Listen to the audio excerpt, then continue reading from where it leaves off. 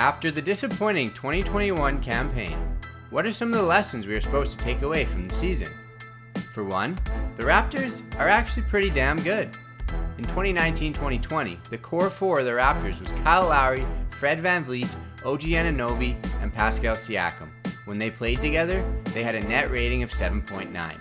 This season, the same four, when they played together, had the exact same net rating of 7.9. And that alone should bode well for Toronto's future, regardless of the less than stellar record they had. Nick Nurse had this to say about the net rating paradox from the foursome. I think that group has had a lot of good time together, spanning over a few years. I think we all know we're not a million miles away here, even though it feels like finishing where we finished. You look up and you say, oh my gosh, how are we going to... I think even with half our roster here late in the year, we were giving all the best teams in the league everything they wanted, and they were trying, right? They weren't just coasting. They were trying, and we were right there in a lot of those games. So I think that's a good indication as well that we're okay. Shore up a few places. Hopefully, get a little healthier next year and get ready to rock and roll.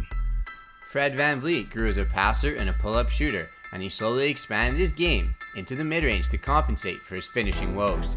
He had a top 15 season based on 538's per possessions metric. OG Anunoby grew in every area of the game, while Kyle Lowry was his typical self. Pascal Siakam, counter to most understandings of his season, improved in most areas of the offensive end outside of distance shooting. The four of them are solid.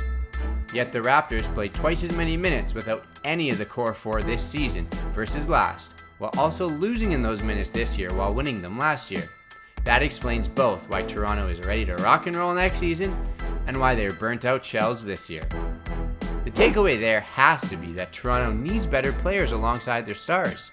That was the purpose of acquiring Khem Birch, Freddie Gillespie, and Gary Trent Jr. That's why Toronto gave so many minutes to Malachi Flynn, Jalen Harris, and Yuta Watanabe to end the year.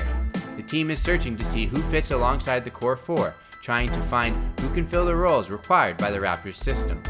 And some of those guys are keepers. Birch could be supplanted as the starter in Toronto's offseason, but if he returns as Toronto's fifth starter, the Raptors would be positioned to return to their former glory.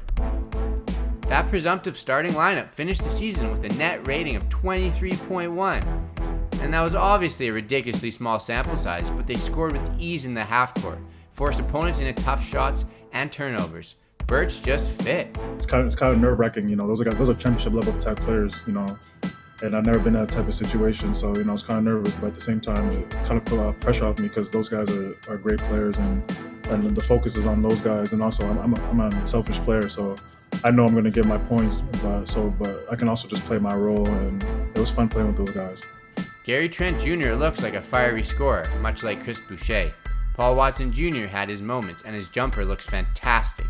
Flynn looks ready to be a bench guard. Harris is a smooth scorer. The list goes on and on when it comes to the positives, at least the forward-looking ones, but for that group to thrive, they need the main guys as a foundation.